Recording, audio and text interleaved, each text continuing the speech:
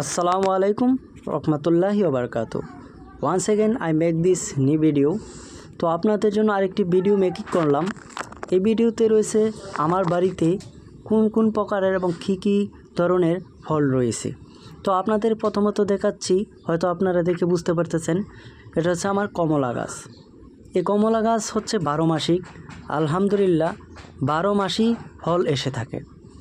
দেখতে পাচ্ছেন ফুল, এখন হচ্ছে ফুলের সিজন। সো কমলা গাছের পাশাপাশি আমি একটি লটকন গাছও লাগিয়েছি। এই লটকন গাছটি আলহামদুলিল্লাহ 4 থেকে 4.5 বছর বয়স হয়েছে। তো অল্প সময়ে আলহামদুলিল্লাহ এটা অনেক বড় হয়ে গেছে। আশা করা যায় এবার লটকন একটু বেশি আসবে ইনশাল্লাহ, পরবর্তীতে আরও দেখা যাবে। আর এখন দেখতে পাচ্ছেন একদম নতুন কুঁড়ি গাছের মধ্যে।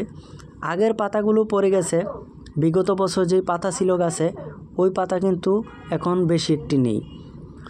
তো যাই হোক, পাশাপাশি আমি কমলা নিয়ে এসেছি, কমলা চাষ করি টুকটাক।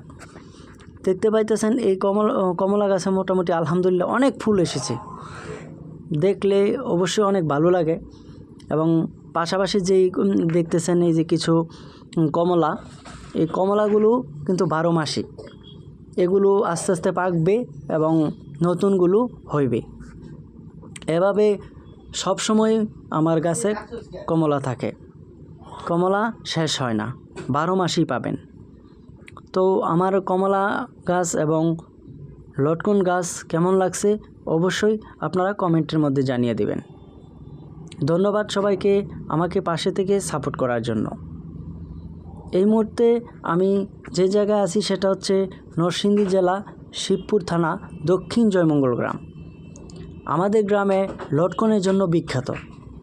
লটকন শুধু লাল মাটিতেই বেশি জন্মায়, অন্য মাটিতে তেমন ভালো হয় না। আর কমলা, মালটা এছাড়া অন্য ফল আমাদের